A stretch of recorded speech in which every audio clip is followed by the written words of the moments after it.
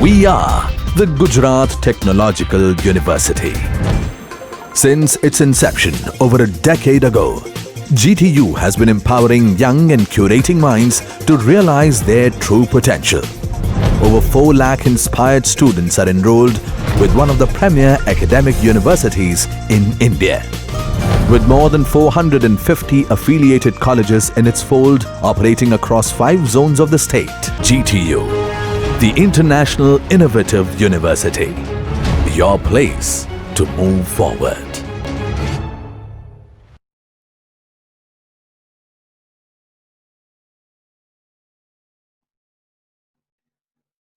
A very good morning, dear students. Myself, Dr. Hitesh R. Ashani, Assistant Professor, Department of Civil Engineering, VVP Engineering College, Rajkot, welcomes you all in this lecture of Advanced Construction and Equipment. In this lecture, I am going to explain 4 topics. First one is formwork of RCC column. Second, formwork of RCC slab and beam. Third one, design features of formwork. And fourth, requirements of good formwork. So let us start with the first one, formwork for RCC column. So formwork of RCC column consists of basically 3 parts. It consists of side boards and end boards. There are 2 number of side boards. Suppose you consider this one and this one in the figure as a side boards, then this one and this one you have to consider as a end boards. Then to fix these side boards and end boards together, you required clamps or yokes. Yokes means wooden pieces. Clamps means metal clamps. Plus nut and bolts are required to generate the formwork of RCC column. Now let us see how the formwork of RCC column is erected or constructed. First, we have to fix 2 end boards and 2 side boards at a already casted the starter of the column for which formwork is required to be erected. You can see here in the first figure, here this portion is known as the column starter. It is constructed before the erection of the formwork of the column. So what is to be done here? This is side and this is also side. So this portion and this portion we have to consider as a ends. So first 2 side boards and 2 end boards are erected. You can see here 2 side boards and 2 end boards are erected first. Then we have to plumb the formwork both the ways and firmly support. The formwork uses the adjustable steel props. So after fitting the 4 boards, these 4 boards, sides and end boards are firmly supported by the adjustable steel props, and the angle of the steel prop with the ground should be maintained at 45 degrees to get the maximum stability. Now we have to ensure that the steel props, this black inclined portion is the steel props. We have to ensure that the steel props are safely secured to column and the floor with the base plate to give the maximum stability to the formwork of column. Now to make the boards vertical, we have to adjust these steel props by push and pull operation, and we have to make the 2 side boards and 2 end boards vertically for the proper vertical erection of column. After this operation, we have to take one story road. Story road means it is a height, 1-story height road, which is used to fix the clamps or yokes. You see in this upper figure, steel clamps are shown, means steel clamps are used to fix the column formwork, and the below figure you can see the wooden pieces, means yokes, are used to tightly fix the column formwork. So we have to take the story road and we have to mark the position of the clamp or yoke on the story road, and that we have to put in the vertical direction along the column. Then we have to set the position of column clamp screw and yokes from that story road. Means we have to we can say that at a fixed marking that we have done in story road, at that location we have to just first fix the clamp or yokes. Then after getting the location of the clamp or yoke from the story road, now we have to transfer the column clamp or yoke position from the story road to the actual formwork of the column. To fix the clamp and the yoke with the column firmly, nails are used to support the columns. Position and fixing the bottom, middle and top clamps and yokes are carried out. You can see here, for this figure, this is the upper one, this is the bottom one. Same way, depending upon the vertical height of the column, top, center and middle clamps or yokes are fixed with the column formwork. Then we have to check that formwork at the top for the diagonal. So as per the design, okay, we have to check that dimension of the column is as per the design or not, and to check that at the top of the column we have to check the diagonal, and we have to ensure that dimension of the column is as per the design only.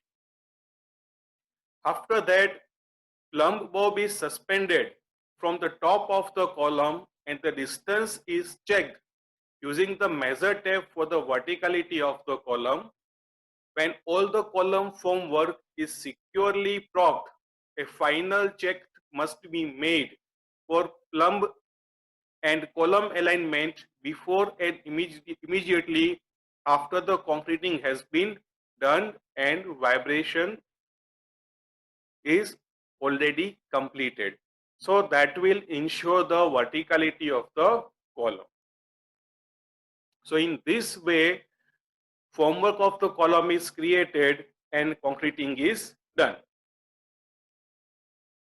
Next topic is formwork for RCC beam and RCC slab. So it consists of sole plate, wedges means wooden pieces for the tightening and loosening purpose, vertical props, head trees, planks means board, battens, ledgers, joist and bracings.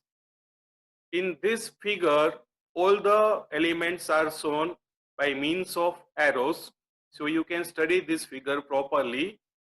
Now I will discuss the formwork of RCC beam and RCC slab separately.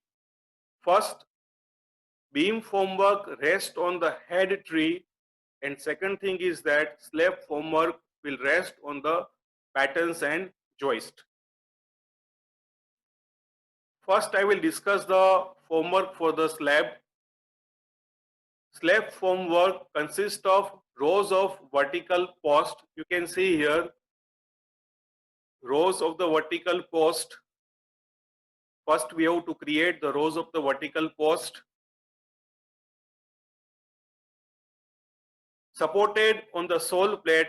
So at the bottom of this vertical post, at a ground level, it is supported by the base plate firmly with the ground, and the wedges at the ground which carries small wooden beams at the top. Now after this, we can say that these vertical props at the top carries the small wooden beams at his tops. Now on these wooden beams,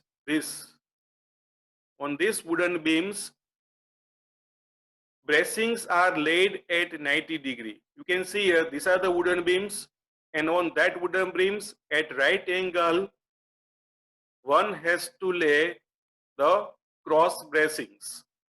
After laying these bracings, above that bracings, these panel boards or steel plates are fixed or placed by using the nail and hammer. In this way, we can say that the formwork of the slab is completed. On that formwork, we have to tie the reinforcement and then we have to go for the concreting work. This is the one figure of the formwork of RCC slab. Next one is the formwork for RCC beam.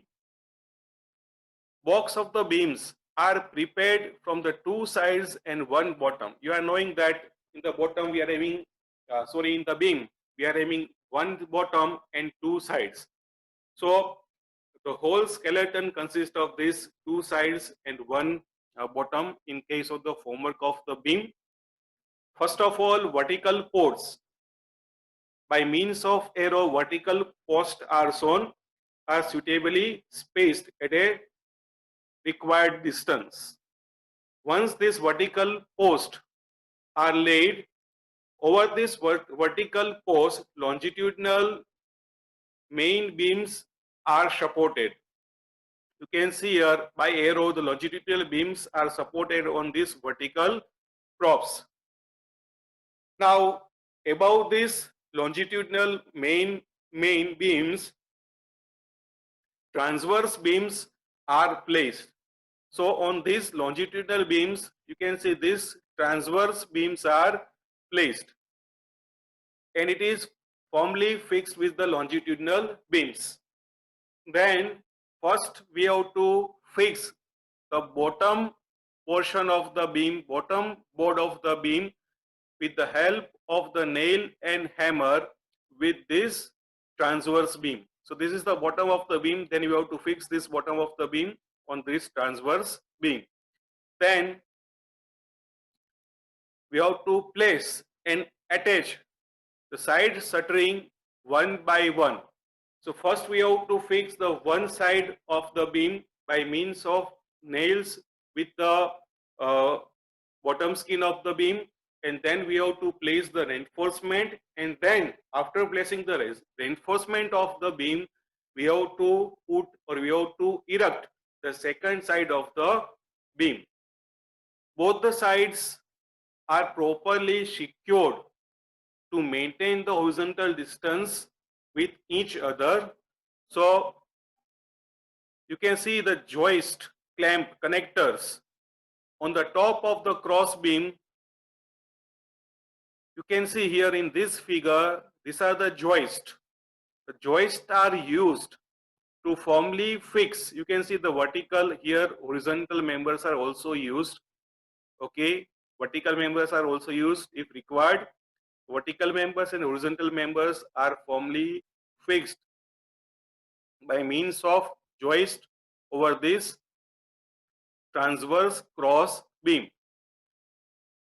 So in this way, you can see here, if this is asked in the exam, you have to draw this figure, bottom figure only.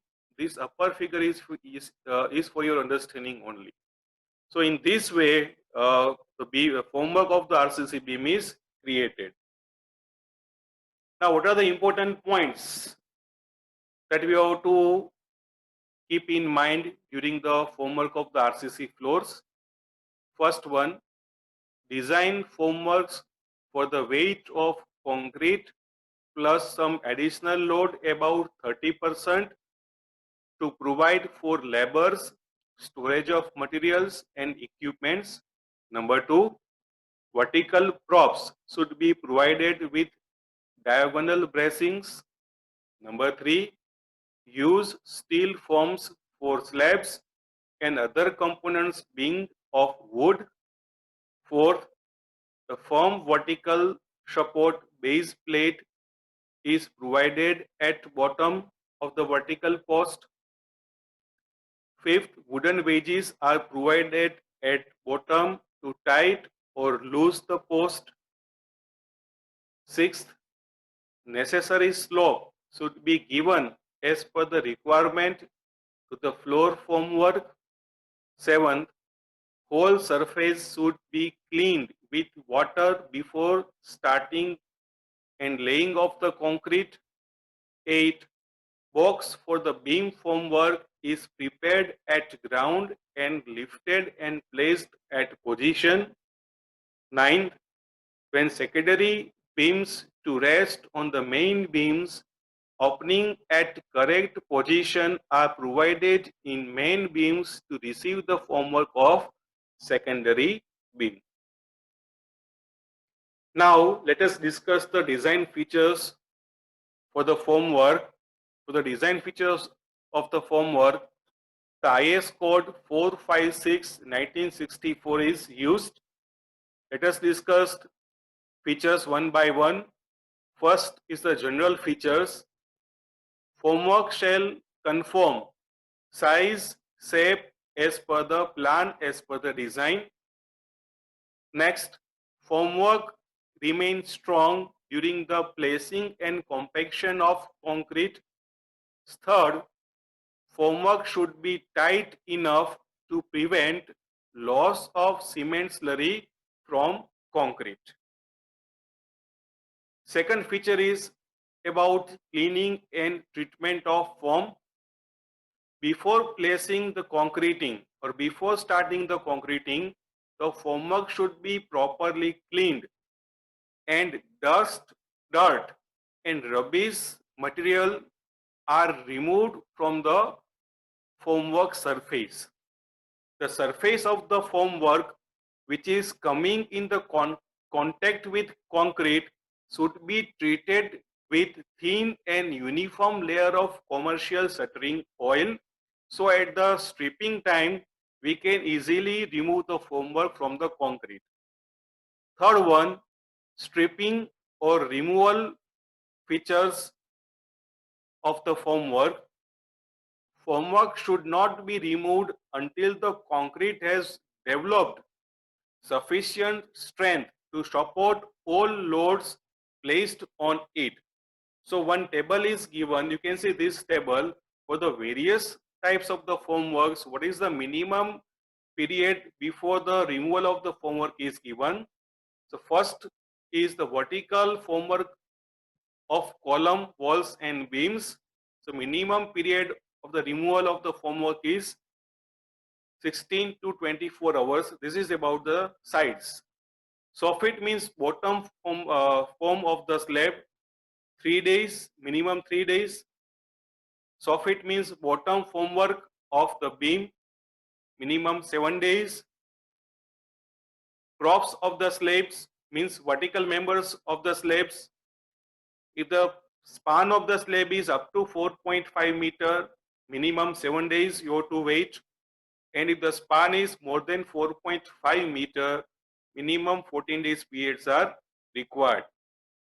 Now props of beams and arches, if the span is up to 6 meter, 14 days, and if the span is more than 6 meter, 21 days is the minimum removal time.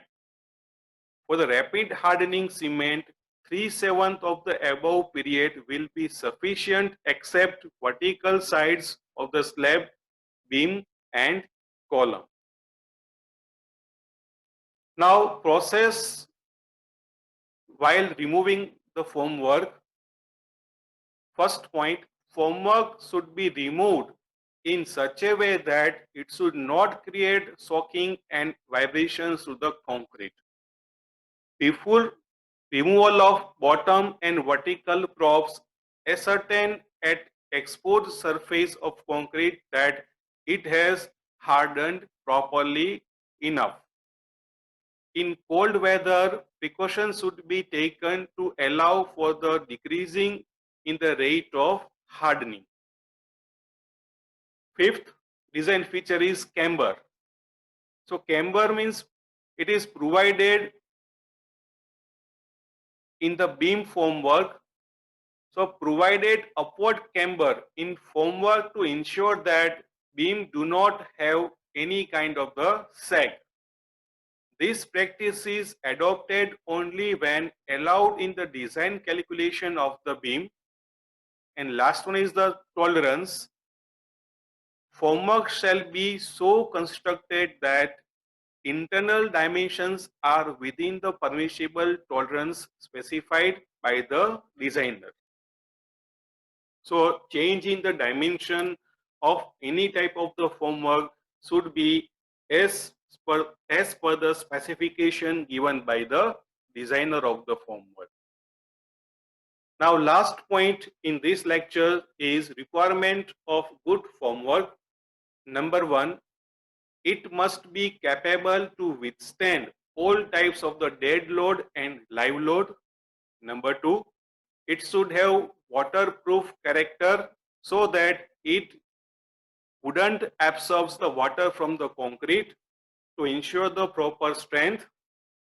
Third, entire formwork should be rigidly constructed and supported so that there should be no deflection in the shape of the formwork.